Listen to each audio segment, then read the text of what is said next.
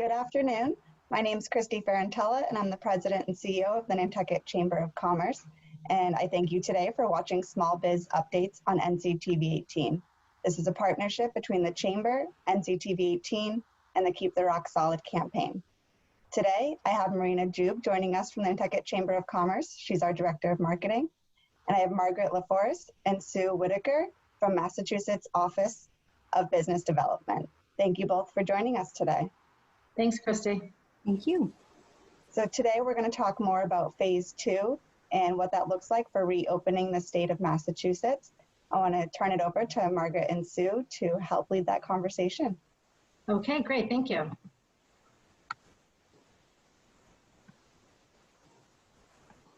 Okay, so on Monday, June 22nd, we started step 2 of phase 2. And this is just a reminder whether you're in phase 2, phase 3, phase 4 of what your business is required to do for a safe reopening. So each business must complete a COVID-19 control plan.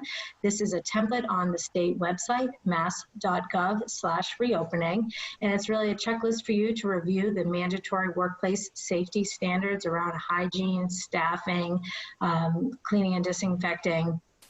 And this document is for you to maintain at your business. It does not need to be turned into the local Board of Health or to the state. It's for your business. Once you have completed your control plan, we're having you post a compliance attestation poster. And this is that you're self-certifying that your business has adhered to those mandatory workplace safety standards and is safe to reopen. That sends the message to your customers as well as to your employees that you have taken these additional safety steps and are in compliance. It really helps build that consumer confidence as well as we get to reopening. Some sectors have sector-specific protocols that the state put out, and we encourage you to also, because there's mandatory language by your sector. In a lot of the phase 2, step 2, for example, the close contact personal services, the nail salons, the tanning salons, the tattoo parlors, and that other personal services without close contact really captures a lot. We also have a sectors not addressed. So there's really great information for you. Make sure you check the state website. 2 more posters that you must post up are the employer and the worker poster. It's showing the steps that you as the employer have taken, as well as for the workers, what is expected of the workers.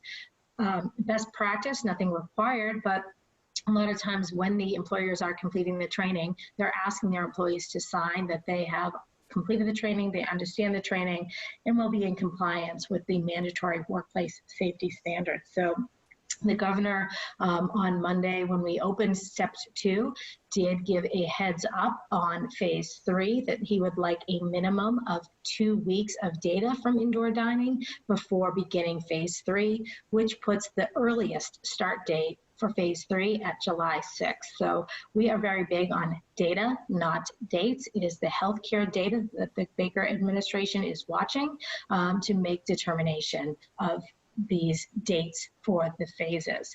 So our role here at the Mass Office of Business Development is to be the liaison for businesses and working closely with the Chamber. Christy, we appreciate that you're with us each Friday on our call with Lieutenant Governor Polito, as well as Executive Office of Housing and Economic Secretary Mike Keneally, who Sue and I both work for. So our team is leading with Secretary Keneally, with Lieutenant Governor Polito, are co-chairing the reopening.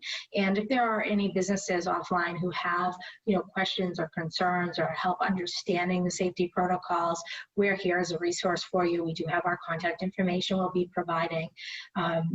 And also, what's really key in this self-certification process is the state, as well as in local municipalities in Nantucket, have a clear common message, and it's education, not in compliance, not penalizing businesses. So if, for example, we expect that complaints are going to be customer-driven or worker-driven, we can contact the local Board of Health, the State Department of Public Health, the State Division of Labor Standards, the Attorney General has a hotline. And if a business should know that if an enforcement agency is contacting them, that we're there to educate you, to help you get your business and bring you into compliance, not to be issuing penalties for the business.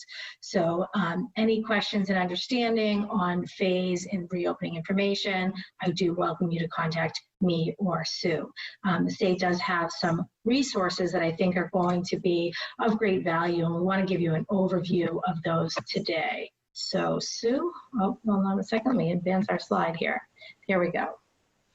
Great, thank you, Margaret. So the first item here we see is the Mass Hire Career Centers. And presently they have been closed. However, their services are still available to you. As a business, some career centers are offering virtual online job fairs so that if you are looking to hire individuals and candidates, they have a wide variety of individuals, and you can actually have a virtual job fair where you can be screening and interviewing candidates online. So take a look at the Mass Hire Career Centers for additional help with your staffing needs. And most of the services are free, so that's something to consider. The next item we see here is the WorkShare program. And the WorkShare program is what we call a layoff aversion program. And it's also something that you can use when you're bringing back staff to work. So many companies use this as a tool to avoid layoffs. How it works is instead of laying off your staff, you condense their hours and you limit their hours of working. So you may reduce the hours that they work between 10% and 60% of the hours, and then they are put on unemployment for those hours where they're not working. So they are subsidized. So you continue to pay their health insurance and their retirement benefits, and they stay on your payroll for the remainder of the hours that they are working for you. So this keeps them on your payroll and keeps them your employees. So it helps maintain that consistency, so you're not having to lay folks off and then worry that you may not be able to hire them back, and then the cost that's associated with having to retrain new people. So it's a terrific program. I highly encourage you to look at that link, and there is a video there that you can see that shows you how easy it is to enroll in the WorkShare program. And if you have any additional questions about WorkShare, I'd be happy to answer those questions offline. You can reach out and contact me. Next, we have the Division of Industrial Accidents Safety Training Grant. This is a grant that's released every June, and we just had the RFP released beginning of the month. And what it is it's an opportunity for businesses to apply for up to $25,000 in workplace safety training. And with the COVID-19 issue, we have obviously lots of businesses who are now finding them in a position where they require safety training where they may not have felt the need to provide that in the past. And I would encourage you, it's simply a 3-page online application, but I would encourage you to take advantage of it sooner rather than later, because it's really more of a first come, first serve opportunity. So once the money runs out, the money runs out. So take a close look at that. It also can be used for mandatory training that you have to provide, such as OSHA training. So take a close look, and again, if you have any questions on that, we're available for questions and answers to those questions. And then finally, there's a Workforce Training Fund Program grant through Commonwealth Corporation. And many businesses may not be aware, but when you pay into unemployment insurance, a small portion of that money is taken and put into this Workforce Training Fund grant. So any business who pays into the fund is eligible to take advantage of these programs. And they're all programs that are geared to training your incumbent workforce. So depending on the size of your organization will depend on whether or not you're eligible for the various programs. And one of the programs that all businesses are eligible for, who are eligible for the grant, can receive up to $250,000 in workforce training money. So it's really an exceptional program. Many businesses have taken advantage of this. And the way I look at it is, it's your money, the money that you're paying into, so why wouldn't you take advantage of it? And like I said, there's different programs that are different for each organization size. There's programs where you're reimbursed money. There's programs where you can send staff to trainings that are already in existence. So I encourage you to take a closer look at the Workforce Training Fund website. And again, happy to answer any questions on those. So those are a few additional business resources that you may already have been aware of, but maybe not. And if not, then like I said, I encourage you to take a closer look. Thank you. Thanks, Sue. There's actually two more probably we should have added to the slide. One is the work opportunity tax credit, and that is a federal tax credit for employers that's available when they're hiring from certain targeted groups. For example, veterans are a targeted group. But I believe hiring someone off of unemployment or off of SNAP benefits is also in the targeted group. So that is a potential great resource as companies are bringing staff or hiring new staff. A lot of the information with, like, for example, the PPP program, when you're meeting your required rehiring, you don't necessarily have to, if the employee you would like to hire doesn't opt to return, you're able to replace with a new employee. So that is something else to take in mind. And also on the safety message, there's the safety consultation from the Department of Labor Standards, and they provide free on-site consultations. For example, if OSHA were to come to a company, they would penalize you if they found matters that were not in compliance. The free safety consultation reviews the company, shows where, if OSHA were there, the non-compliance matters would be, and help bring you into compliance, and that's a free program. So we really do have great resources.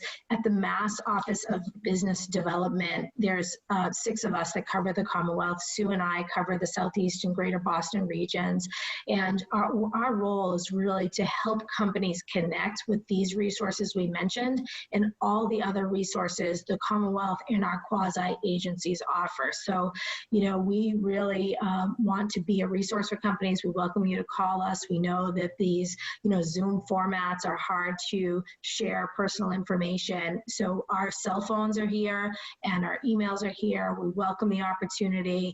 Like I said, we are the executive office of the Baker Polito administration business development team. We're the team for the Commonwealth that works with companies to help them grow here in Massachusetts or attract companies to the Commonwealth. So we do really encourage you to contact us. And there's also, we have plenty of resource partners. If there's technical assistance, you've seen the smallbstrong.com is a public-private partnership.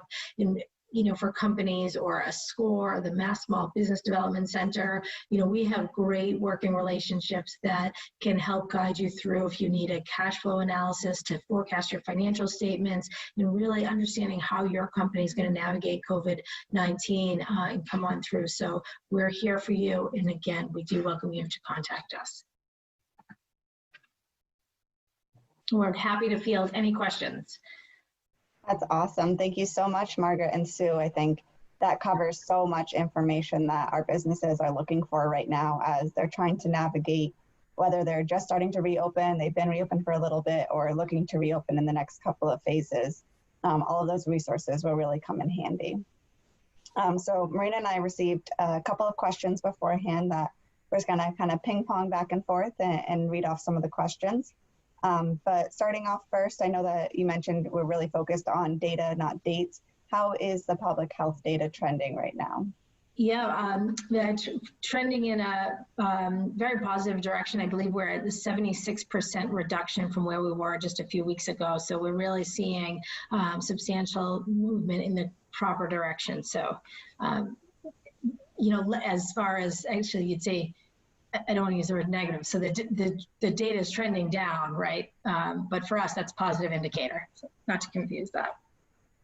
That's awesome. And the state's publishing data every single day. It's publicly accessible. The governor is live every day on TV. He posts the time in the mornings. If you go to mass.gov, you scroll down to the COVID-19 for the latest updates, and you don't have to watch it live. It's stored on YouTube. So they're really presenting a lot of good information and making it as accessible as we can.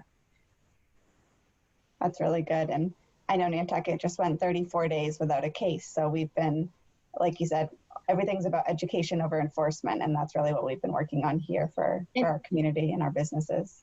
And it's a big relief. I know I'm serving on the Cape Cod Reopening Task Force, and they're talking about, one of the biggest concerns, even though Massachusetts is such a medical hub, and especially some of their more rural areas, is that healthcare access and what can the medical community handle. And so the Cape too has been indicating that their hospitals are in a much stronger position now where they were as far as caseload as to where we were, 4 weeks ago, 6 weeks ago, 2 months ago, 3 months ago. So as for now, things are holding, but the governor, as more is opened up, and the first phases were a lot of outdoor activities opening up. Now is things like indoor dining are opening.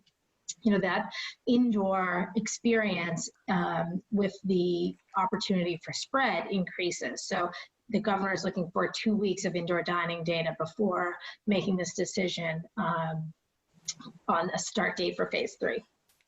I would say, though, as we look forward to phase 3, because especially a lot of the seasonal and the tourism economy businesses, the museums, and a lot of that kind of hospitality experience are in the later phases, there's a lot of anxiety. What you can anticipate is, just like the governor did for phase 2, is saying the week before, we're hoping to bring the phase back, to bring employees back to prep and get ready. And then you'll see that additional maybe 48-hour notice for the start date. So as you're preparing when you're going to be able to bring your employees back, expect phase 3, phase 4 businesses to do the same. That's really good, helpful information. Yeah, so our next question is, can you talk a little bit more about the new grant program that's offered by the DOT and other available resources for businesses? Sure. So that's the Shared Streets program. And so that would be a municipal grant. So the municipality, the town of Nantucket, could apply. And what it is funding. For example, you're seeing a lot of businesses pivot that are indoor, for example, indoor dining or street level retail. And we want to be able to expand to create that outdoor experience. And so the grant program is funding for the municipalities to create, whether they're going to take a pocket park or a sidewalk or a parking lot for creation and support of outdoor dining and kind of that street level retail, activating that main street. And so that is, the application is now open, and it's open through the summer. So I really encourage Nantucket to apply. Have you seen creative? I'd be curious kind of what creativity have been on island to see what you've been able to do. I know you have a lot of outdoor dining experience, but any creative ideas happening out there? Yes, we've seen so many businesses, that keyword pivot. We've seen so many businesses pivoting this year. We have the Chicken Box, which is typically a live entertainment, brings a ton of bands to the island, a very lively bar.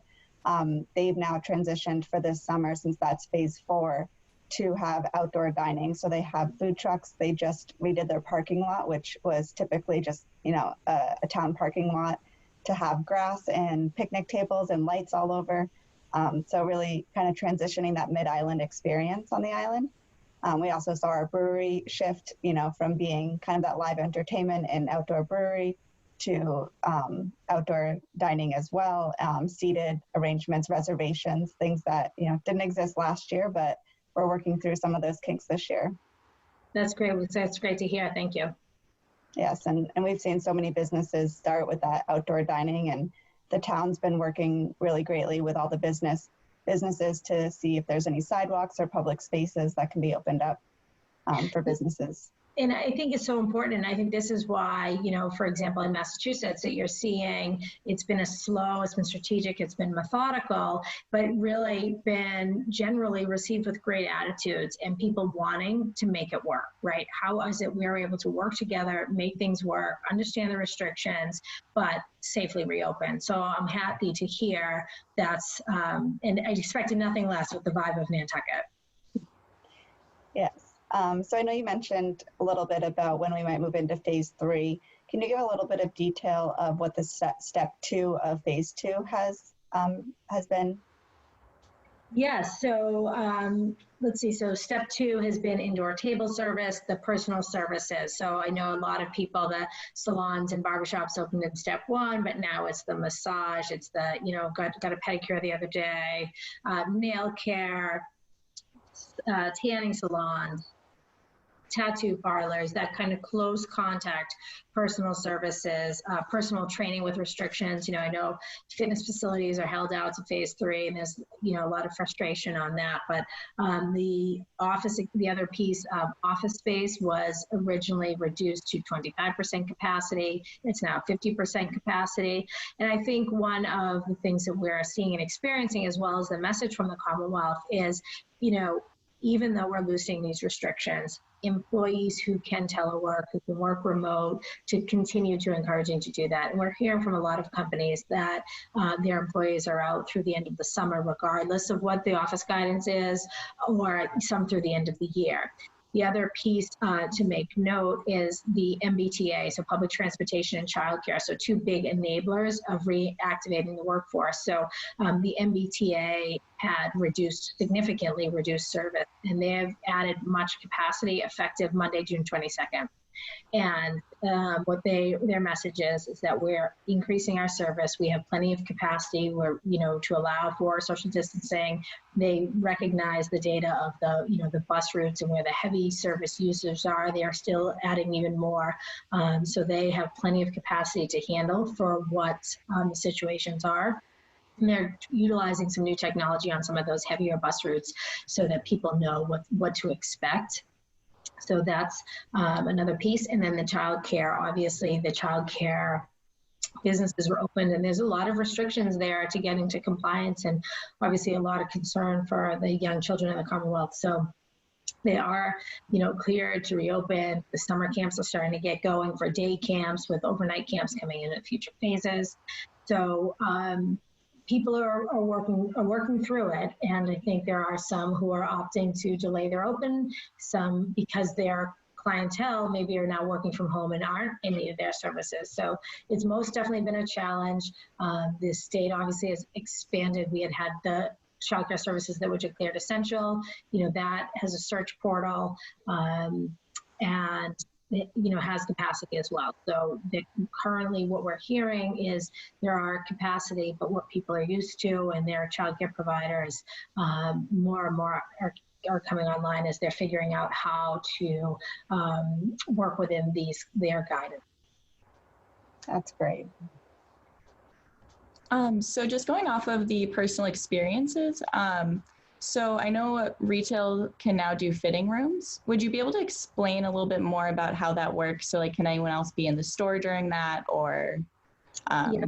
So fitting rooms are by appointment only. And what they're saying is garments that have been tried on must be steam cleaned or held out for 24 hours before going back to the sales floor. So there's some definite restrictions on the retail fitting rooms. So if someone were to make an appointment for the fitting room, could other people be in the store at the same time? I believe so. I think it's just, I didn't hear, no, they're not shutting the store down for the retail appointments, no. Okay, that's great. Yeah, I think there were some capacity reductions on retail, but no, it's not shutting the store. And I think there's been some creativity. It doesn't say you need 24-hour advance notice on your appointment. They're just saying we need to limit who's in and out of the fitting room with the structured basis. That's great. Good. And I know lodging just opened in phase 2, and that's, been a big relief for Nantucket. I know I'm on the Cape Cod Reopening Task Force. I listen in a little bit and hearing some of those struggles along the Cape and the islands. Have you heard kind of how lodging is doing? Is the recommendation for quarantine, being followed, or still, very strongly urged by the governor? And do you think that's going to be something that continues through phase 3?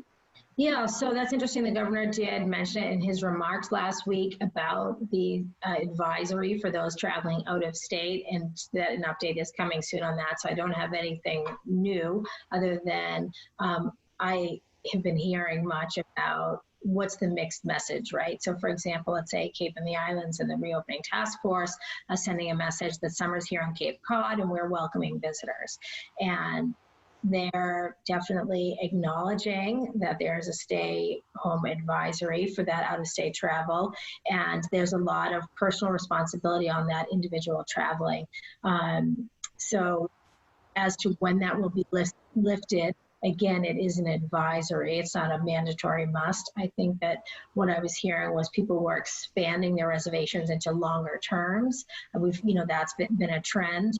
And it'll be interesting to see now that phase 3 carries potential to start is after the 4th of July holiday, what the impact that is going to have on travel. But, I think for the Cape, they say the number one visitor, and probably for Nantucket and the islands too, are people with homes that are visiting friends and family is the number one visitor. And, a lot of those second homeowners now that's their work remote location. So they were monitoring, for example, water usage, so that they know, geez, this month's data is up over last year's data of this month, which is indicating, they're counting, like cars coming over the bridge, for example, indicating people are utilizing their second homes in the seasonal locations.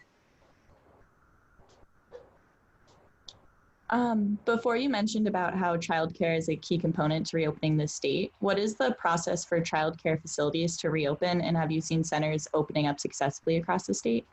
Yes, there have. There's been many, like I said, under the essential worker declaration that had been continuing to operate. And I just really want to refer you, because it's extensive guidance for childcare, mass.gov/reopening, scroll down and go to the sector-specific protocols. Again, a lot around mandatory workplace safety standards. And those businesses, just to be clear, while all the other industries are self-certifying, the childcare companies and daycare providers, they have oversight under one of the other state secretariats, and apologies, I'm missing, and they must have their plan, their COVID control plan approved.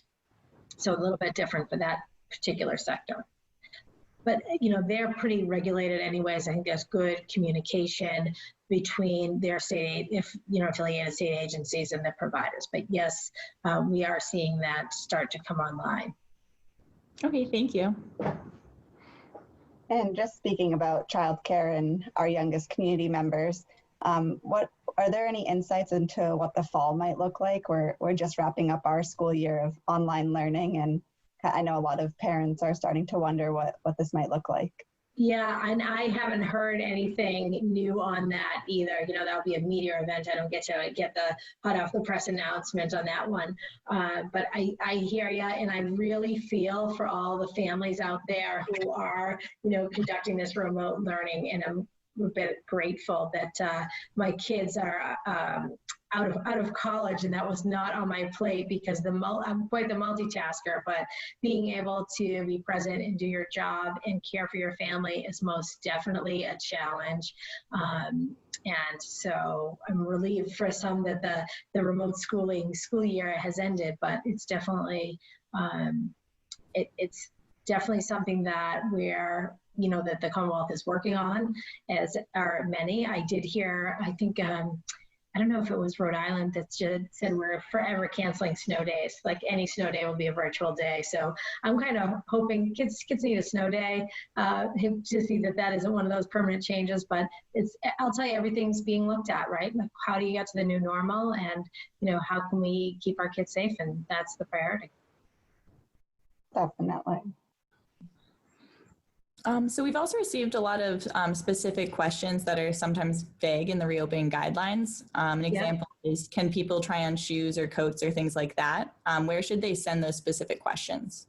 Yep, so at mass.gov/reopening, there is an opportunity for you to submit the question. And I think, understand we've definitely done some things thematically and have not gotten into the nitty gritty of that. And I think is there an opportunity maybe to wear gloves or to sanitize after? What is it that you need to do for that activity to happen safely? And yesterday we heard the news about H-2B and J-1 visas being limited or stopped this season, and that greatly impacts Nantucket workforce, the availability of the workforce. And I know that Sue just went over some of the resources for hiring. Do you know if there's any other conversations or ideas of how to help businesses through some sort of employee work share, or just ideas of how to retain employment and attract people to the state as we kind of work through our busy summer season. Right, and I did hear about that, and that was a federal decision, but it obviously has much impact here in the Commonwealth. And I think that the other piece is for a lot of it being seasonal help, a lot of other employment, for example, like the college student employment or that high school student employment, opportunities have fallen through. So who is available to work within the Commonwealth? Like Sue mentioned, the career centers, while they're closed for the public walk-ins, they are doing virtual job fairs. They can help you with your job postings, getting the word out, getting the message out, and to attract that. I know obviously with Nantucket, housing, traveling to the vineyard where would they stay, provides an additional layer of a challenge. And then, with the timing of here it is, we're at July, we're waiting for these phases to start, and when do you engage your workforce and how do you bring them on? I mean, it most definitely is a challenge. I do encourage you to touch base with the career centers. That is our Commonwealth under the Labor and Workforce Development Secretary Acosta. They do have resources available to help you. And like we mentioned, for example, the work opportunity tax credit that the employers, Sue, how much is the tax credit? Is $1,000, $3,000 or an employee? It varies with how many hours the individual works. That's right. So, and there's a whole listing. It's a federal program, so there's a whole listing of what qualifies. And so it's really important when you hire an individual that you capture that information upon hiring. So you can't kind of retroactively go back and do the tax credit. It has to be from the point of hire. So it's just like, for example, your HR, one of the forms you could have them fill out, you could provide this to ask this information, to legally, ask the information. And then if they indicate yes in any of these categories, then you could the business could take that federal tax credit. So that's, and I think it's a matter of there's some different tools out there helping companies understand how to access them. And that's where Sue and I can be a resource for them. That's great to hear. Thank you. So as we've seen in the last few days, cases have been spiking in states that reopened much earlier than Massachusetts. What would trigger the state to go backwards or close down some industries? And would it be by region or industry? Yep, so it could be and I think we've kind of mentioned this going forward, as right now we're fully into phase 2, and it is going to be healthcare data. I don't have what the magic number it must be to make that decision, right? But there's data that they are watching and trending, and the administration has said, we could need to return to phase 1 before we get, from phase 2, you could need to go back to phase 1 to restart before you could get into phase 3. So very much data is driving those decisions, and it could be done by industry, it could be done by region, and it could be done by the whole state. So I think they've kind of set out a flexible framework as to how that could be done, depending on what the data is indicating. The higher, denser communities had much higher COVID effects than some of the smaller and the more rural areas, right? So right out of the gate, we had seen that data, but they are watching all of those factors to make their decisions. So, and I think part of, as you talk about, some will say, hey, Massachusetts, you're doing it too slow. Some will say, Massachusetts, you're doing it too fast. But this has been a very strategic approach. We recognize, where the exposure increases and have been slow or methodical about setting out a schedule to get to those, lower risk industries and lower risk transmission for the first phases, and now here we are into phase 2, and bringing things online like indoor dining. So we are making progress, but there are some of the highest risk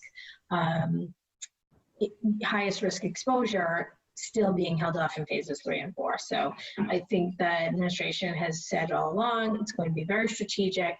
When we come to our plan, it's going to be a phased approach, giving us that opportunity that if there were a spike to occur, that we could roll back effectively quickly.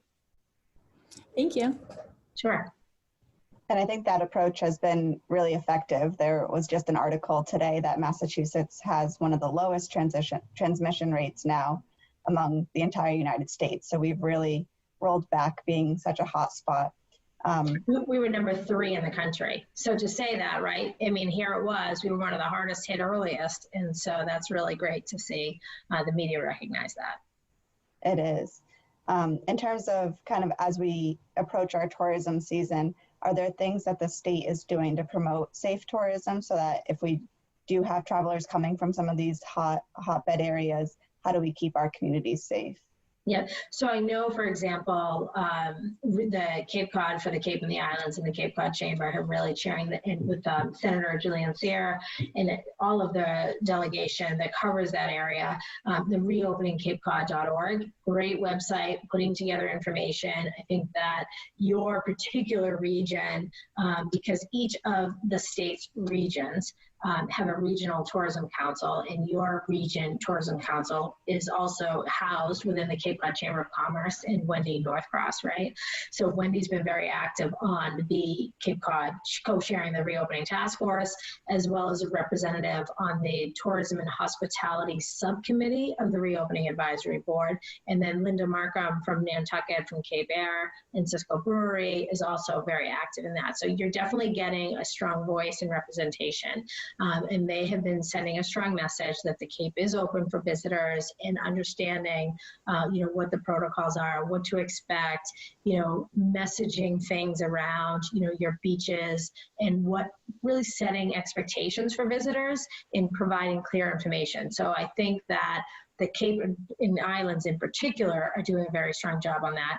And of course, the partner organization from the Commonwealth, also under Secretary Keneally, is MOT, Mass Office of Travel and Tourism, chaired by Kiko Orell. So I know that they're actively engaged in assisting the Cape and the Chamber and the task force with your messaging. So, it's the seasonality. We recognize, that, for example, for companies not making funds now, it's 9 months before they have an opportunity again. And, there's been trying to direct some resources there and helping get that message. And, the other states, for example, I think Maine, their marketing is not saying, come here, we're open. So your regional tourism council has had a strong message. And I think you'll be seeing, I hope that you're seeing the visitors arriving. I know some of the ferries have had, your ferries have been operating, are seeing pretty strong numbers, right? Yes. Yeah, definitely an increase. Not as strong as 2019, but we're starting to see that increase in tourism. Mm-hmm. Awesome. Well, that wraps up the questions that we've prepared and received. Are there any other comments that you guys would like to make, or information for businesses? No, I mean, I just think I really encourage you to give us a call, or the Small Business Development Center if you need any application. For example, the PPP, the SBA programs. There are free resources offered by the Commonwealth through the Small Business Development Center, through SCORE, the Center for Women Enterprise. And if a company needs help completing their application or doing some forecasting, take advantage of these free resources that are out there. I know people like business counseling, I don't need that. Technical assistance, I don't need that. But you'll be glad you make that phone call. It's always good to kind of talk someone through. I think a business being really blindsided overnight from a profitable company to their financial position now, it's helpful to hear from someone who's maybe helped navigate companies through other downturns as to what to expect and timeline for recovery. So I just really encourage you to, I know it's overwhelming, but we're here to help. We have access to other people. If we don't have the answer to your question, we can expedite it internally, and we just welcome you to contact us, and really, truly wishing all of you well. And it's been a challenge, so we recognize that. Thank you.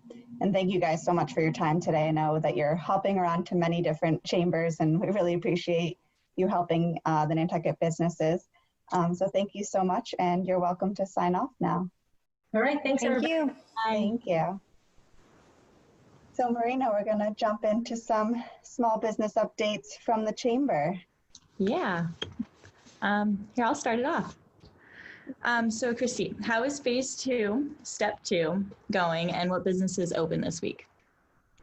So that was one of the most exciting announcements that we had last week from the governor, was the announcement of step 2 in phase 2. So phase 2 started a couple weeks ago with outdoor dining and other things like lodging opening up and hair salons. And then we were able to move into the step 2, where the governor kind of cut up phase 2 so not everybody started at the same time. It helps with kind of keeping data on different industries and being able to monitor things like that.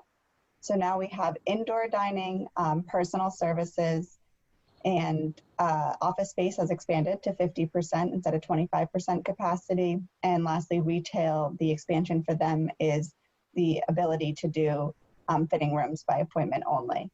So on Nantucket, we've really seen just in the last 2 days, all the restaurants both having indoor and outdoor dining, but the key opening of indoor dining has been very helpful. It's not as weather dependent. There's still the guidelines and restrictions, so all tables have to be 6 feet apart, reusable menu, single-use menus, or the ability to look at the menu online. And all single-use items like cups, forks, knives, things like that are as much single-use as possible, or at least not displayed on the table when you arrive. Other than that, we saw retail open up and lodging in this last opening of phase 2. Yeah, it's been great when you walk around town actually being able to see everything opening. It has been. And what are some of the ways that businesses can market that they're open through the chamber?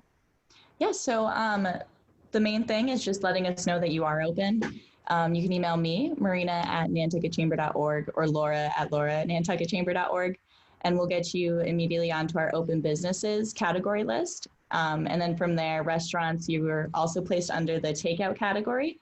You're in a food and dining tour group, and you're also going to be on our COVID page.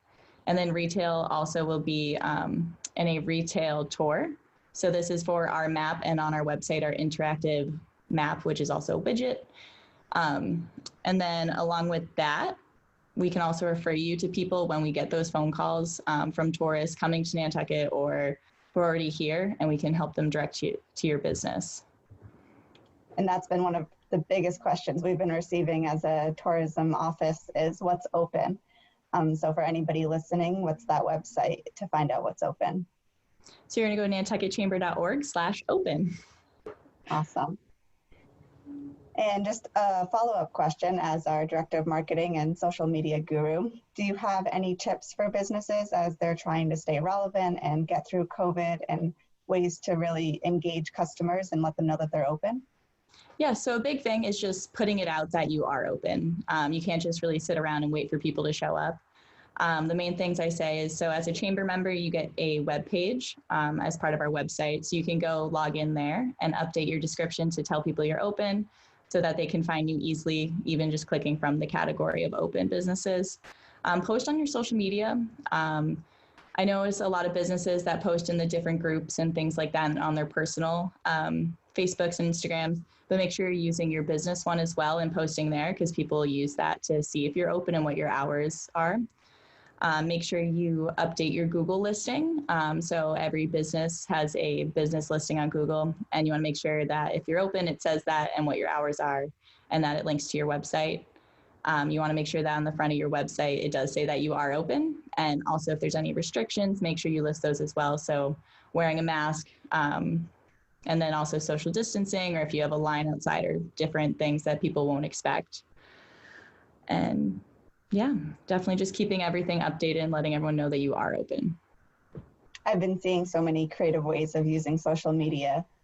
This past week, Club Car just announced what their menu will be this week, and it was a lead up where you had to guess through the social media poll, and then they announced it via their Instagram story. So it's definitely a creative way to engage an audience that is definitely using more time on their phone as we're sitting home for the past couple of months, but really great advice about how to get the word out there.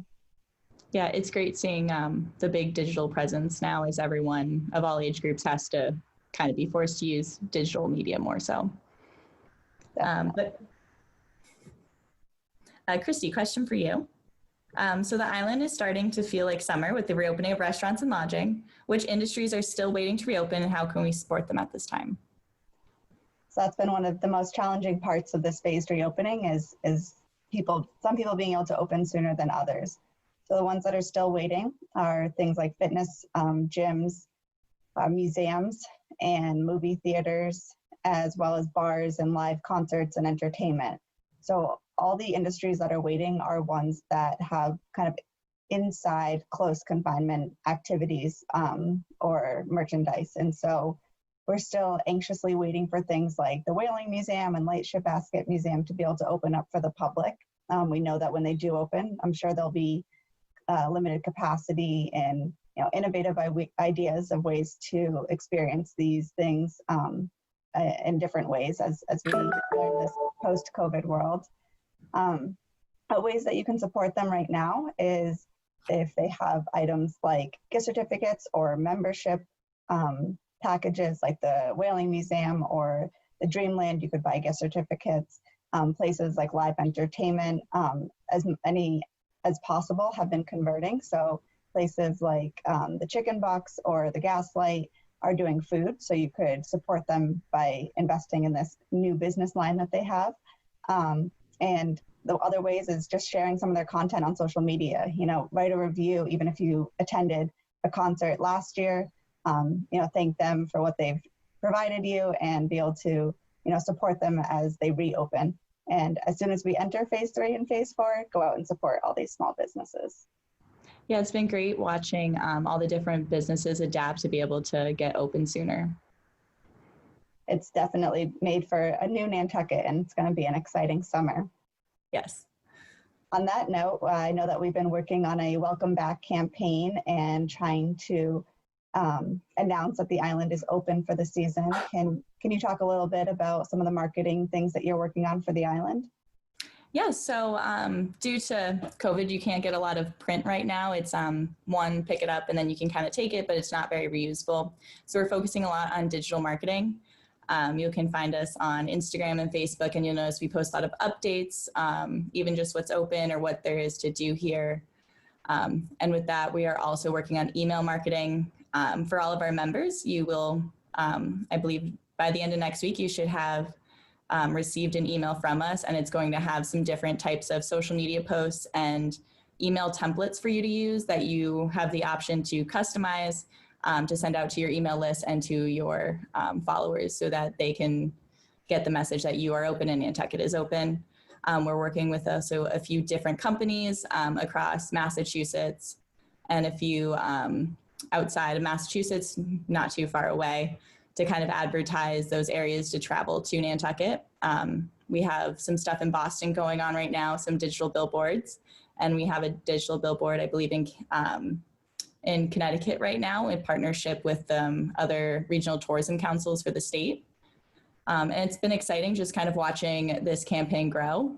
We're using the hashtag Visit Nantucket, so your business can start posting now and showcasing that. And then we'll also reshare it as well. That's great. And it's been really nice to see this transition from the, We Miss You campaign that we started back in March of businesses really saying, we miss you and we can't wait to welcome you back when the time is right. And now we're finding that the time is right and we're excited to welcome people back. Yeah, it's very exciting. So that wraps up our show today for Small Business Updates. Thank you so much for joining me, Marina, and a huge thank you to Sue and Margaret for joining us and providing all those updates for businesses. We'll see you next week. Bye.